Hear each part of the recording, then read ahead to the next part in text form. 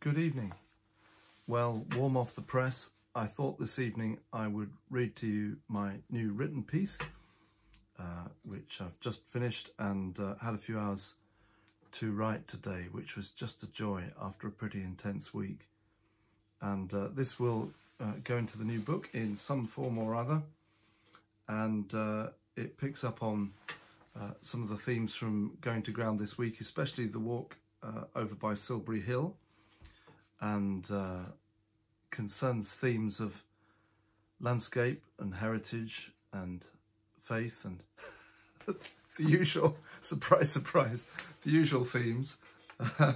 Only 2 or 3 basic ideas you'll have noticed by now, regular viewers, crop up, and that's probably true for most of us, but this is called God's Acre, and I hope that it finds you and I find you at the end of the week in a reasonably warm and settled place. Very frosty day here in Wiltshire, and I hope that the weekend is a good prospect for you. So here's God's Acre.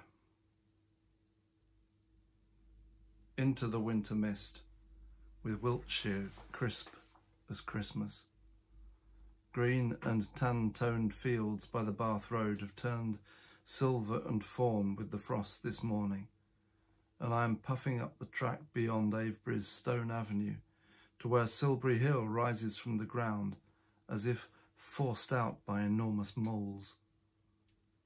Over 4,000 years from its construction, to no apparent purpose, not that artistry needs any other, Silbury still looks artificial, patted from a basin or slapped out by plastic spades.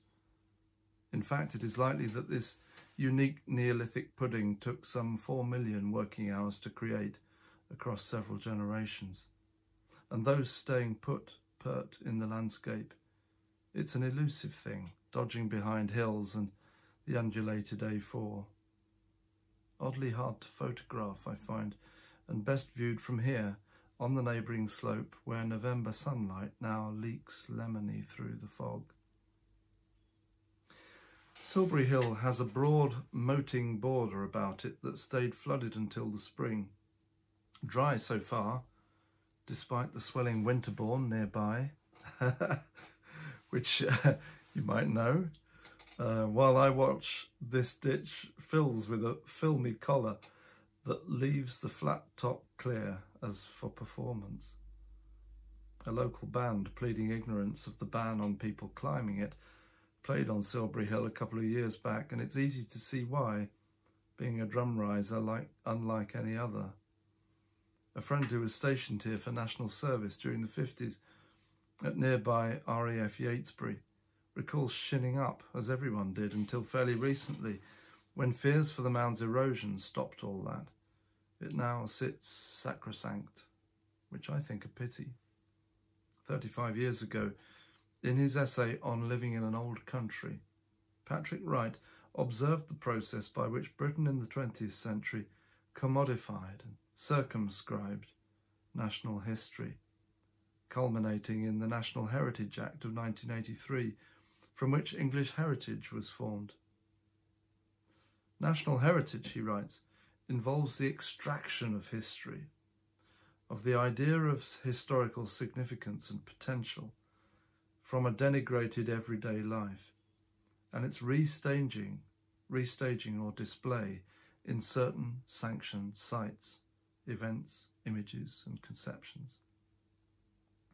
While easy to overstate this change, in many ways vital for the preservation of such sites, it has involved a new kind of enclosure of what was formerly common land, and even where releasing private property into public ownership has inevitably brought new demarcations and discontinuities of space and time that elevate the past into another realm and make it less reachable somehow.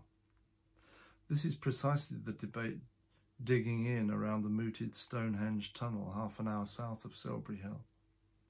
To what extent we trespass on the past is a matter of secular holiness, In other words, which everyday things do we set apart, and how far should we take that consecration? Given that the Church of England possesses nearly half of the Grade 1 listed historic buildings in the country, the vast majority of which still house living communities of faith, unbroken since their foundation, the way in which we own and inhabit our heritage and continue to pay for it is a grave and urgent concern.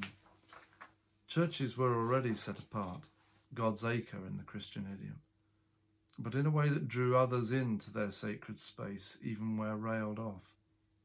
As a child, after Sunday service, I would hide under the high altar, a hefty concrete henge in a breeze-blocked building, quite at home behind the antipendia.